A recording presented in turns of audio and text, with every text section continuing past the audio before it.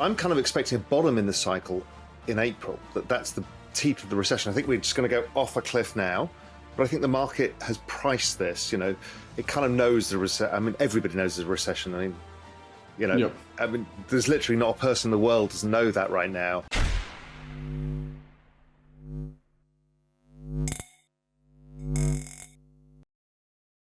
Hey guys, welcome back to Library of Wealth. Today we have Raoul sharing his predictions about cryptocurrency and the expected market cycle coming up in April. He believes that the market has already priced in the recession and everyone in the world is now aware of it. Powell has studied previous markets and said that the current trajectory closely follows Bitcoin in 2013, which could result in a bigger spike and then a correction. However, if the market follows Bitcoin in 2018, it could result in a correction that lasts for 6 months. Raoul notes that the Powell pivot in 2018 caused a rally in cryptocurrencies, but the market corrected as the Fed began delivering on rate cuts. He believes that there could be a two-half scenario for the market and says that they're currently underweight and every hedge fund is afraid to invest right now. Powell discusses several scenarios, including one where the rally forces everybody to go long, and another where the market stabilizes and treads water for a year. Either way, he acknowledges that his path in the market is not to trade, but to accumulate and hold.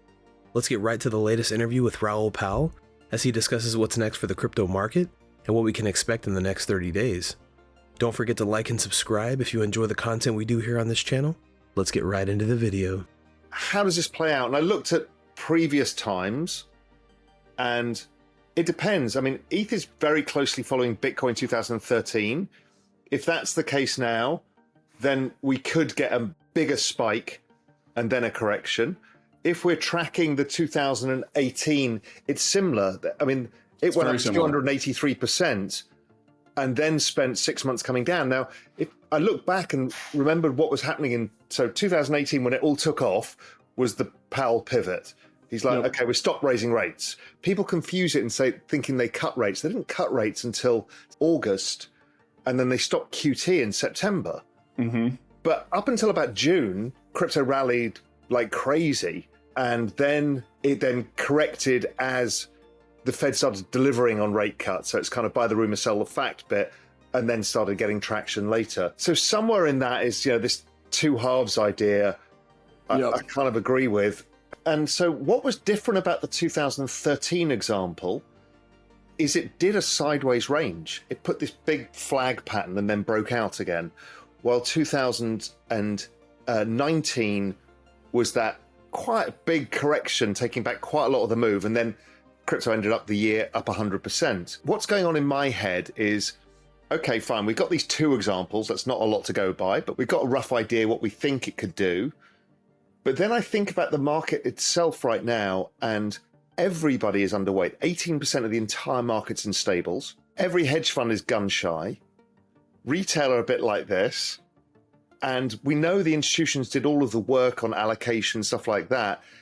And it feels that everybody's short the upside, because the more it goes up, the more that they think they need to pull the trigger. So we talked about one upside scenario where the rally just kind of forces everybody in, and we've got, you know, the lesser ETH supply, et cetera, and somebody comes up with a bit more of a killer app. There's the base case that you and I talked about, which is we bottomed between June and October, depending which thing you're looking at.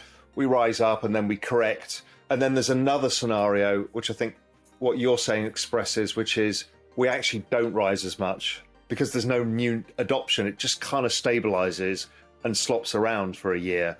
That's the other possibility here. It's not easy. I'm still. And that's why I think this year is that more of like a year of accumulation, right? And you have these kind of choppy, volatile periods and potential phases.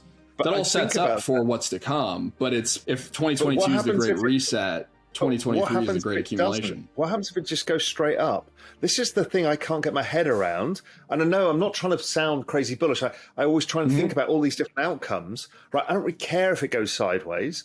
I don't really care if it goes up and corrects. But I think everybody's going to care, much like we're seeing in equities right now, is everybody's going to care if it just doesn't pull back.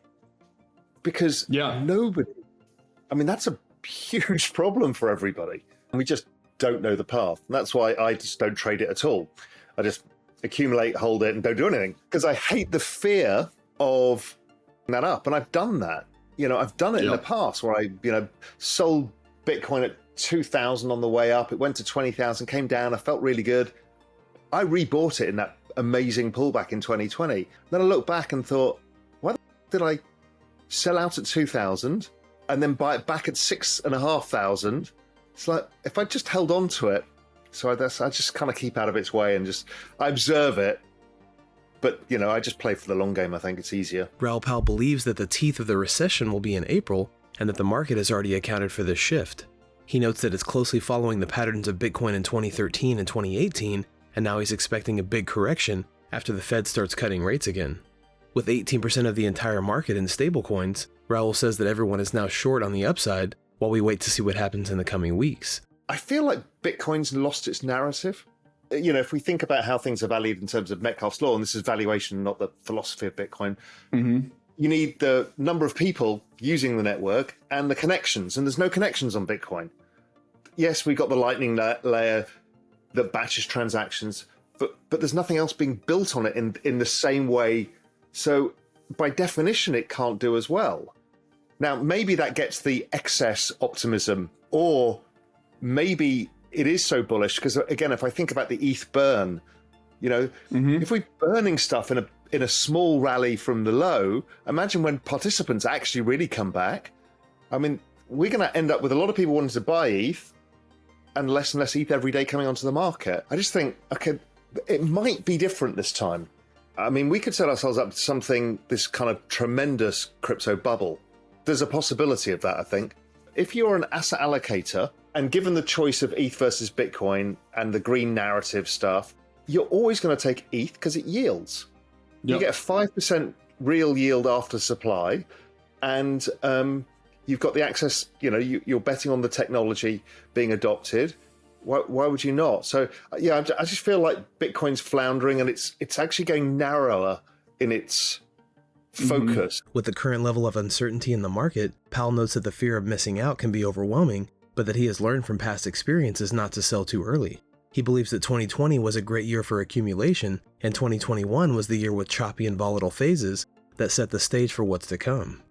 Although 2020 was a reset year, Powell agrees and notes that he always tries to think about all the possible outcomes.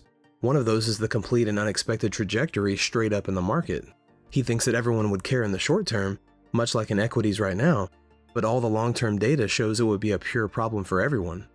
While Raoul does not know the path of the market, he is currently accumulating and waiting to see what's happening in the next 30 days. What do you think about Raoul Pal's prediction for the crypto market and where we're headed in 2023? Comment down below. Thanks so much for watching. Don't forget to like and subscribe. This is Library of Wealth. We'll see you in the next video.